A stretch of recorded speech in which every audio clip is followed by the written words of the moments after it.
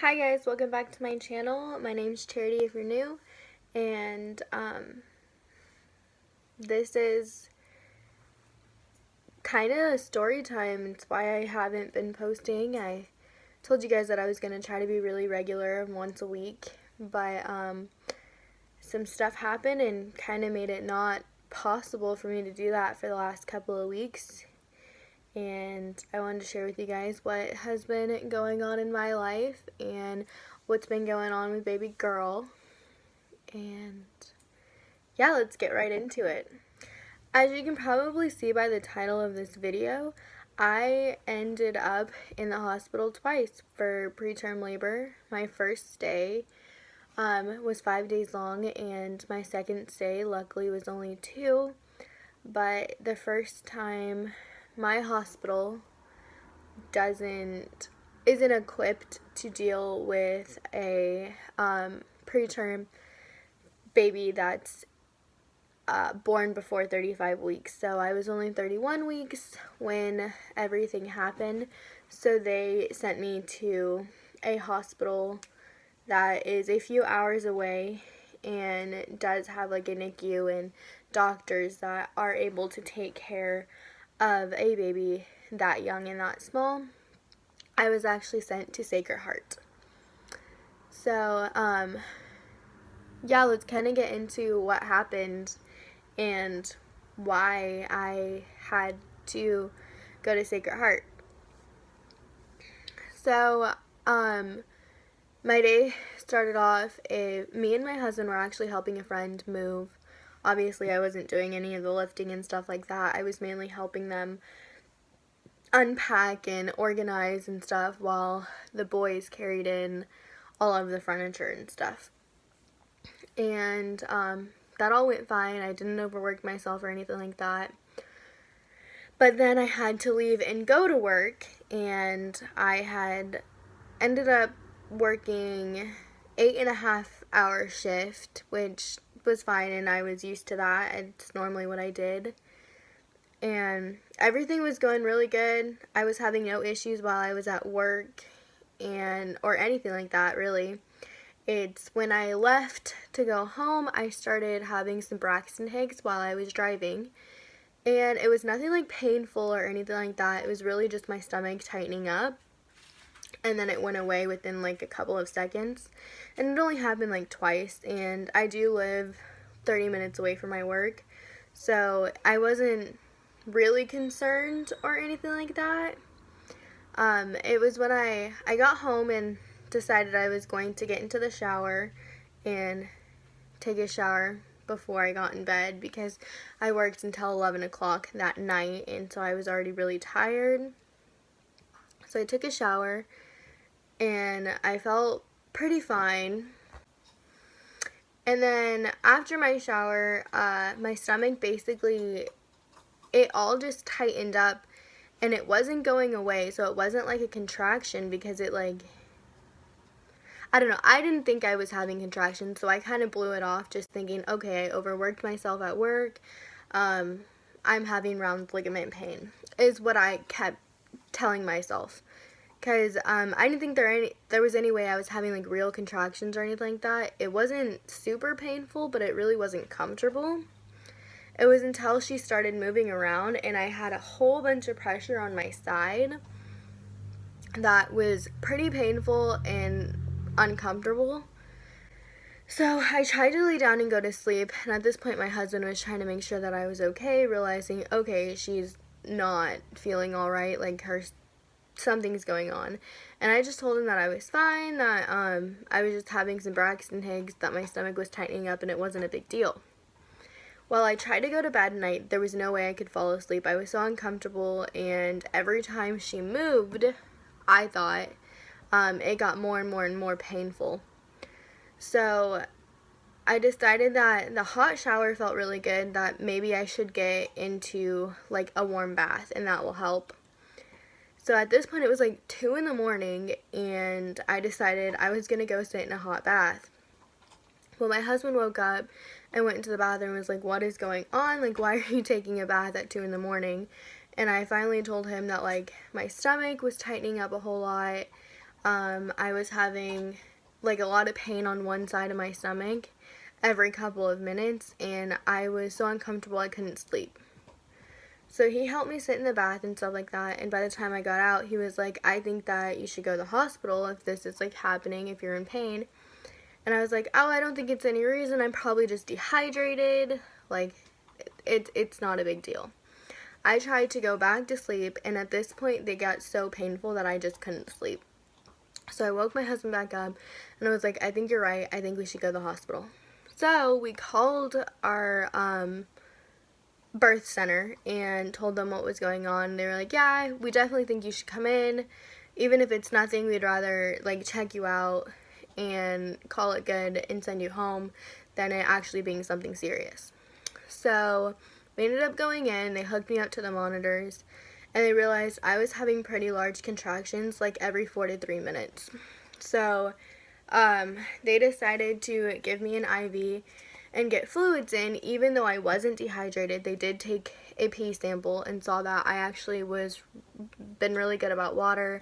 I had no bladder infection or UTI or anything like that. There was no bacteria found. So they were kind of like, what's causing these contractions? Like, this isn't okay. So they decided that their best bet was to give me a shot that basically is supposed to relax your uterus if it's not labor. They gave me the shot and it didn't work. My contractions were still coming every like 3 to 4 minutes, and they were not calming down. So they were like, okay, let's call her OB in. Because my OB wasn't like, obviously it was in the middle of the night. By the time we got there, it was only like 4 in the morning. So they called him in. He showed up, and they checked my cervix to see if I was dilating. And I was not dilating, but my cervix was thinning out. So I only had like 50% of it left. So I was 50% effaced. So at that point, my doctor made the decision that they needed to send me to a facility. That way, if she did come, that she'd be able to be taken care of and that she would be okay. So before I left, they said, okay, so we need to get her hooked up on magnesium sulfate right away, and it protects her brain, and it's supposed to relax my uterus and help cut down contractions. So they gave me a second IV and pushed magnesium sulfate through, and that stuff is terrible. It made me so incredibly hot. It made me feel like I was peeing 24/7, and it made my head hurt, like I couldn't walk on my own. It was terrible. And then they told me for transportation, she needs a catheter. Then the nurse decides to tell me that they normally don't give people a catheter unless they're completely numbed or have an epidural. Well, I was not completely numbed, and I did not have an epidural. So, the catheter was the most painful thing I've ever felt in my life. Like, more painful than the contractions every 3 minutes. Like, it was terrible. So, I get the catheter, I get all these IVs, they take blood, they're trying to figure out why I'm having contractions, they can't figure out. The magnesium sulfate's finally running through my system. My contractions definitely tamed down a lot, and at the same time as they're getting the helicopter on the roof to fly me to Sacred Heart, someone comes into the ER from a car crash and is like dying. So they decide that they needed to get them on that helicopter to fly them to Sacred Heart, and that I was going to have to go in an ambulance. So, now I have an extremely uncomfortable catheter in on a bumpy ambulance while having contractions with 2 IVs. It was a mess. So, by the time we finally get to Sacred Heart, and they come in, they do an ultrasound, make sure that baby's heart's okay, get me hooked up to all of their monitors. They decided that they wanted to check my cervix again, since I was still like having contractions that they were clearly picking up with the monitor. And at that point, I was 80% effaced. And so they were like, okay, we need to get her started on steroids right away. So they gave me a steroid that hurt so bad, and it made my whole leg, because they had to put it in like your hip, it made my whole entire leg like ache for like 3 hours. And the reason I had to have that steroid was basically if she did come early, her lungs don't have the mucousy membrane in them yet to allow them to expand. They would basically just stick together. So this steroid helps her body produce them. That way when she comes out, she could breathe on her own. And this steroid is a 2-part like steroid. So you get the first one, you wait 24 hours, and you get the second one, and then you wait 24 hours, and you can come off the magnesium sulfate. The magnesium prevents you from going into labor any further, and they did not want me to go into labor until I had all the doses of this steroid just in case. The magnesium sulfate also helps her brain development, so I was just on all this stuff to help her, which I was completely fine with. Obviously, my main concern was that my baby was going to be okay, even though I was pretty miserable. So they had me on all of this. The magnesium sulfate finally started like settling down my contractions and everything, and I was feeling pretty okay. I was still hooked up to all of these things. They finally took the catheter out when I got there, but I still had 2 IVs, and then their OBs all came in and talked to me. Their anesthesiologist came in and talked to me. Someone came in to take a whole bunch of blood to just run tests to see like if there's any like vitamin, anything that could be going wrong that was causing me to go into labor.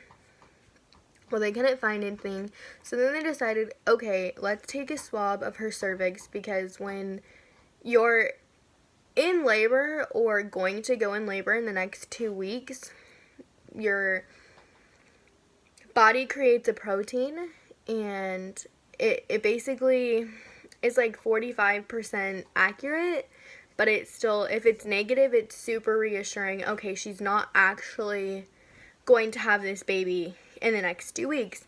But if it's positive, it's like, okay, she could have this baby in the next 2 weeks, so we have to keep an eye on her. Well, mine came back positive, so then they were like, all right, so we just have to keep a close watch on her. The nurses changed over, and I had ended up getting a super young nurse that was nice, but didn't really know what she was doing. So in the middle of the night, she didn't come in and check on me at all, wasn't checking my fluids, and my magnesium sulfate ended up running out, which kicked my contractions back up and like caused them to be again 3 minutes apart and extremely painful. So they had to come in and give me a whole bunch of medication to like make the pain go away and to like calm my contractions back down, as they gave me more magnesium sulfate. And that bumped up my stay a little bit longer, because they were hoping that I'd be able to go home that Tuesday, and that ended up not happening. But I was able to go off magnesium sulfate Tuesday morning. So then they were like, okay, we don't want you to go home until you see a specialist that can do an in-depth ultrasound that can make sure everything is okay. Well, they did an in-depth ultrasound, and they saw that baby was doing perfectly good. She was measuring 2 weeks ahead at this point. She was already almost 5 pounds, and that everything was looking really good with her. So we were like, okay. And then he said that because my cervix had not changed anymore, he thought it was fine for me to go home. So they ended up letting me go home Thursday morning. And they gave me a medication that basically just, if I was having painful contractions, I could take it, and it was supposed to relax them and make me fall asleep. So I was taking that for a little bit and then realized all it was really doing was making me fall asleep. They weren't really helping my contractions or anything, so I was like, you know what, I'm not taking it anymore. Some time had went on, and about a week later, like exactly a week later, I started having extremely painful contractions that were putting a lot of pressure down in my vagina. So at that point, I was like, okay, my husband and I decided that our best bet would be to go back to the hospital. So we went to our local hospital, and they came in and checked my cervix, and I was then dilated to 1 centimeter, and I was still 80% efface, but they could put their fingers completely through my cervix. So that was a big change since last time. My cervix was still solid last time. I had ended up losing my mucus plug in the hospital, so they were like, okay, let's get you on a oral medication and see if this will help. So they gave me an oral medication, and I was taking 3 pills every 3 hours, and it caused me to have a terrible headache, but completely got rid of the contractions and made the contractions stop changing my cervix. So they were like, all right, this is doing good. Let's keep you on it. So my doctor came in and decided that since my contractions were gone for 24 hours that I spent in the hospital, that I could go home, but I had to stay on the medication at least until I went and saw him that Monday. So I was only at the hospital for like 48 hours that time, so 2 days, only one night, and it was pretty good. Like that my stay didn't last longer and that I didn't have to go to Sacred Heart. And that they got the contractions to stop and they got my cervix to stop changing. So I ended up having my doctor's appointment this last Monday, and he wants me to stay on this medication, but I only have to take 2 pills every 6 hours since they are keeping my contractions down.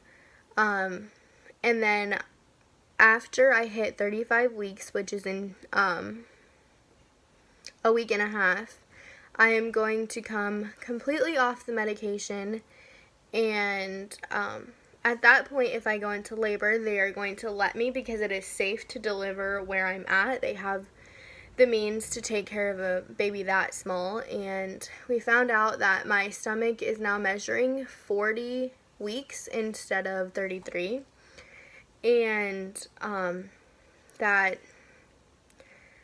because I'm only 5 foot and only 115 pounds when I got pregnant, my uterus growing so fast and measuring as large as it is basically tricked itself into thinking that, like, because it's so big that it was done, and it keeps trying to contract and put me into labor because it thinks it's done. So my doctor thinks there's no way that I'll be able to make it to 40 weeks as much as they would like me to. It's just not, they just don't think it's possible with how small I am. So after 35 weeks, they will let my body just do what it wants to do, and if that is to go into labor at 35 weeks, it's going to labor at 35 weeks. But if I am not in labor before 39 weeks, he's going to induce me, because my body just physically can't handle going into like 40 weeks or plus. So yeah, that's kind of where we're at right now, and that's, we know we have a week and a half left, but after that, Brinley could be here, and we are getting really excited for her to come, and I'm really, really just done having contractions and being uncomfortable. Like, it's pretty not fun having contractions all the time. I'm just happy that they're not painful anymore. The medication really, like, took it down, and I'm happy that she's so much ahead in her brain development and everything like that was good enough for her to be able to come early. That way we can make sure that everything is good with me and with her. So yeah, But I still want to be able to film like what's in my diaper bag, because we have all of her stuff packed in her diaper bag, or like what's in my hospital bag. And I still want to film a nursery tour, but that might be like after she's born, because I mean she's still going to be staying in our room for like the first 6 months, but we still want to film a nursery tour for you guys. So there's quite a few videos that I want to get done before she's born, and I hope that I can do that. I don't know, let me know what you guys think, if you guys want to see that, or if you don't. It's really up to you. But yeah, that was why I haven't been uploading or anything like that. And let me know anything, like comment down below anything else you guys want to know. Yeah, and I'll see you in the next video. Bye.